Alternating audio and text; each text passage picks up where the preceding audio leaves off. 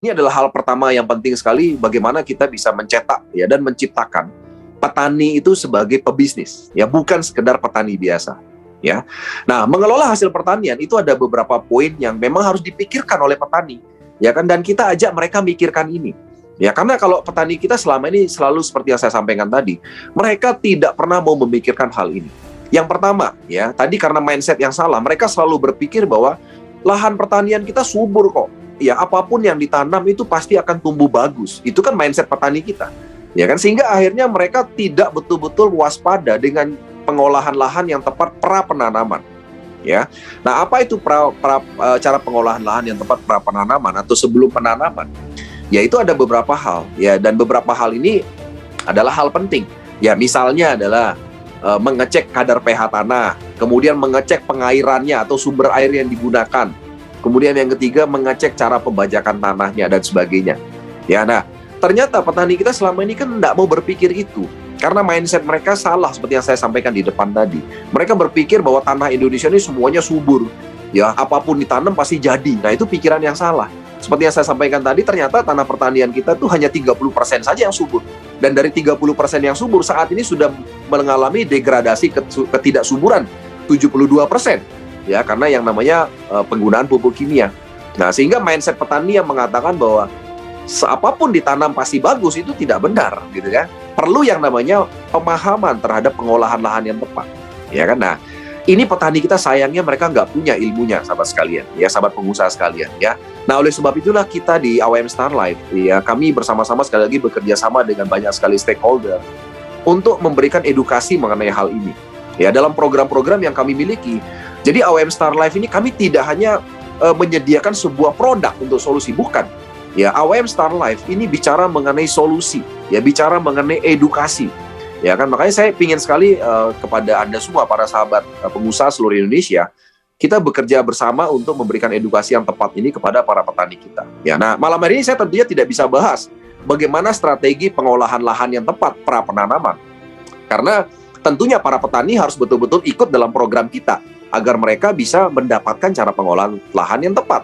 Ya, sekali lagi tema kita malam hari ini bukan itu. Saya ingin membuka mindset para petani dan membuka mindset Anda semua bahwa petani kita itu punya pola pikir ternyata seperti ini loh. Ya, dan ketika kita sudah tahu pola pikir mereka, kita akan ubah caranya pelan-pelan ya dengan cara memberikan pemahaman atau edukasi yang tepat, ya.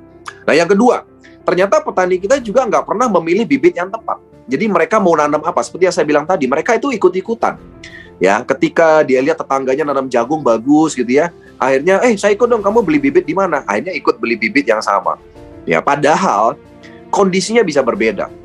Ya, antara lahan A, lahan B itu bisa berbeda, sahabat sekalian. Seperti yang saya sampaikan tadi, itu tergantung daripada mereka memikirkan tidak yang namanya pengolahan lahan yang tepat dulu. Karena kalau mereka tidak pikirkan itu, maka akan berkelanjutan kepada hal-hal berikutnya, ya keputusan-keputusan salah yang juga mereka akan lakukan, yaitu mereka tidak pernah memilih bibit yang tepat. Terus yang ketiga, berkenaan juga memilih pupuk yang terbaik, ya kan? Jadi selama ini petani kita juga sembarangan, nggak pernah memilih pupuk yang terbaik. Ya, mereka ikut-ikutan.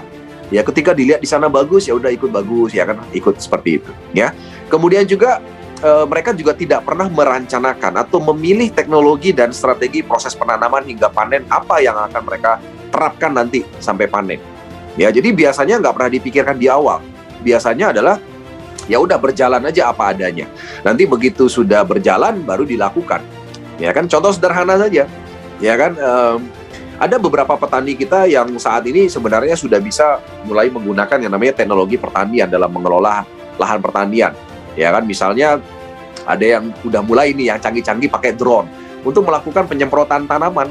Ya kan, ada yang membajak dengan bajak yang canggih. Di mana bajak yang canggih itu bisa sekaligus bajak tanah, tapi pada saat waktunya panen, mesin bajak ini bisa digunakan juga untuk memanen sekaligus. Ya kan, itu luar biasa, ya. Nah, jadi sekali lagi banyak sekali teknologi pertanian yang ternyata juga sudah bisa diterapkan. Dan teknologi-teknologi pertanian ini ternyata kalau direncanakan dari awal, itu ternyata juga bisa membantu petani kita itu untuk menghemat yang namanya biaya produksi. Ya.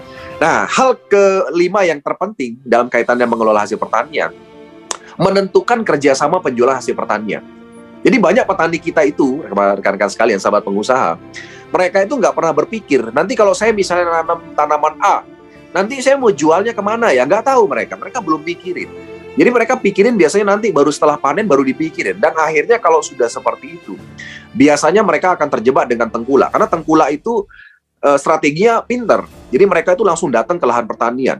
Jadi mereka mau membantu petani dalam tanda kutip, ya, karena petani nggak perlu repot lagi bawa hasil pertaniannya ke kota atau ke desa misalnya, ya kan? Karena tengkulak udah datang sendiri ke lahan pertanian mereka, ya, membantu. Tapi membantu memang, tapi tengkulak tentunya punya tujuan, yaitu mereka membeli dengan harga murah dan menjual dengan harga mahal, ya kan? Nah, jadi artinya, sahabat sekalian, ternyata banyak sekali petani kita memang nggak mikirin ini di awal, ya, kerjasama penjualan ke mana nanti mereka untuk menjual hasil pertanian mereka.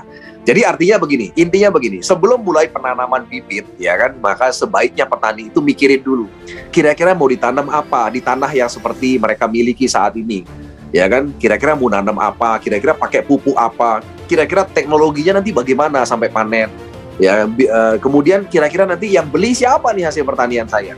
Nah, itu ternyata harus dipikirin di awal. Dan sayangnya, memang petani kita tuh nggak mikirin dari awal. Jadi mereka hanya berjalan apa adanya, karena itu tadi, karena sekali lagi petani kita belum memperlakukan diri mereka, dan mereka belum punya edukasi yang tepat bagaimana menjadi pebisnis dalam dunia pertanian.